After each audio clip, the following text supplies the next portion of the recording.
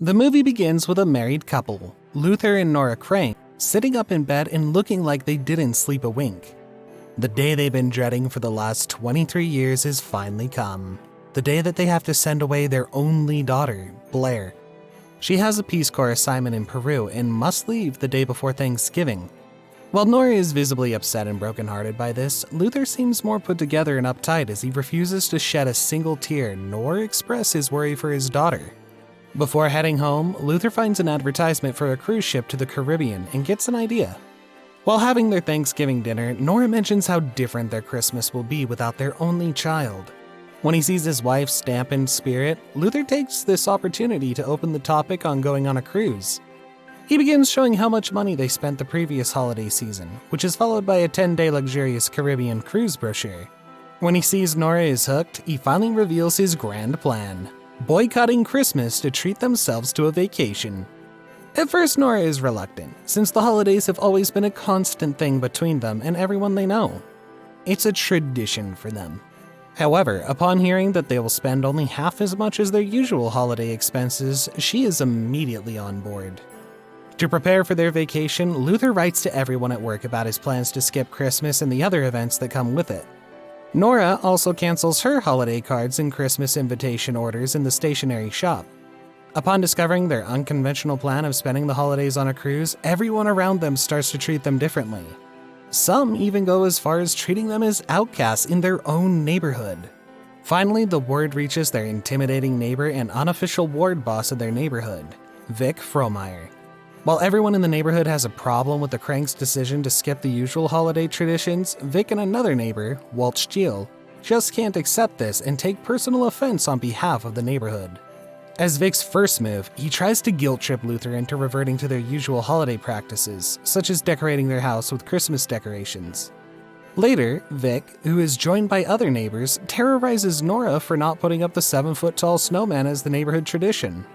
Despite Nora's insistence to give in, Luther remains adamant about boycotting Christmas down to minor details such as refusing to donate to the police fund and not lighting up their house with lights. While Luther doesn't have an issue with their neighbors putting their noses in their business, Nora is quite the opposite. She's more affected by the stifling attention and insistence of their neighbors to celebrate Christmas once again with them. Still, she doesn't give in because of Luther's encouragement, and of course, because she really wants to go on that luxury cruise. Next, we see the Franks attempting to get a base tan at their local mall tanning salon, where they're interrupted by the church members, who scold them for not celebrating Christmas this year. The following morning, the local newspaper features an article on the Franks, highlighting their unlit house and a complete story about their plans to skip Christmas. Next, the couple discovers that Walt's wife, Bev, is suffering from cancer. This explains his blatant dislike for Luther, as Walt thinks the Franks are ruining what might be his wife's last Christmas celebration.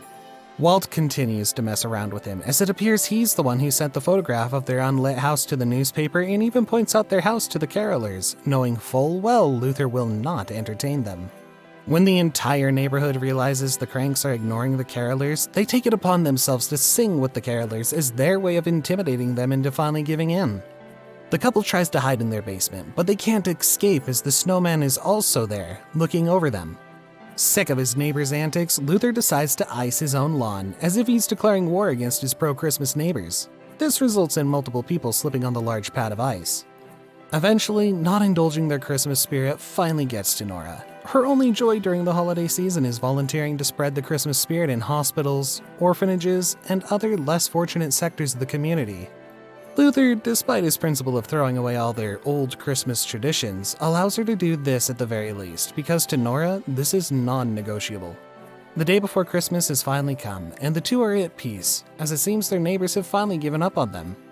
While they're busy packing their luggage, Blair calls them and tells them that she's currently at the airport and will be spending Christmas at their house. Not only that, but she also brought home her Peruvian fiancé, Enrique, to experience Christmas with them. After dropping the call, panic ensues in their household as they only have 12 hours to prepare everything. This would not be a problem if only they had not boycotted Christmas traditions, such as shopping for their Christmas dinner and decorating the whole house with ornaments. Nora takes charge of acquiring all their food for the night, while Luther scours the town for a Christmas tree, but only manages to buy one that's small and dried up. He was even ripped off for his previous refusal to buy the good one. Sensing this won't work, he attempts to borrow a tree from their neighbor, Wes, who's packing up since they'll be spending their Christmas with his in-laws. Wes reluctantly gives him their house keys and warns him not to break a single ornament or damage the tree before returning it to them. Luther also successfully acquires a local boy's help to transport the Trogdon's tree to their house. While taking down the tree for easier transport, their neighbors spot this through their windows and call the police.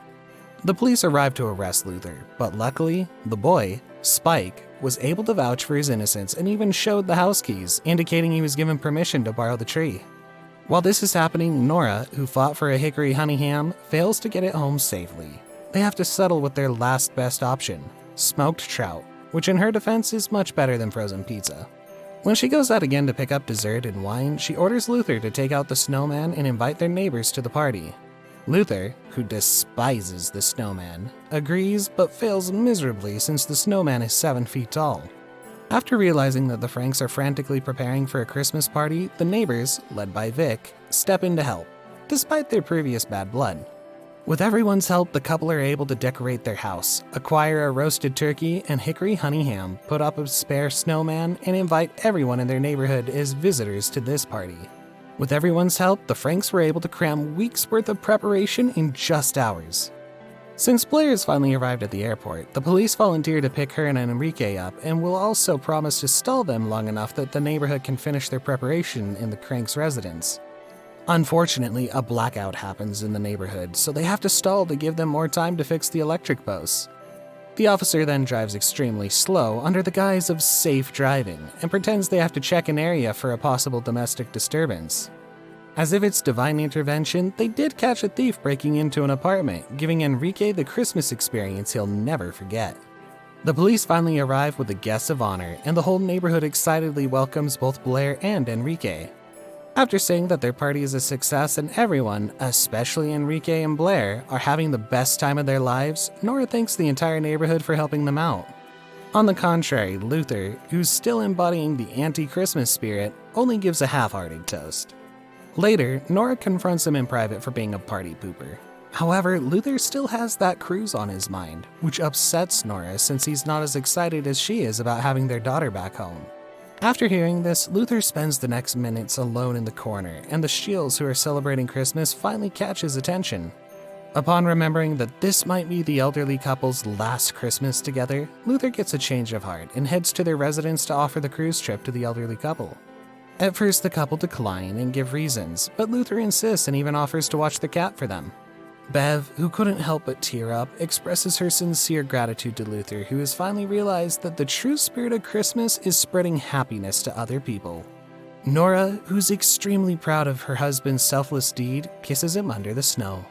The movie ends with Luther finally admitting that skipping Christmas is a terrible idea, and Nora suggesting they can do the cruise trip for next year.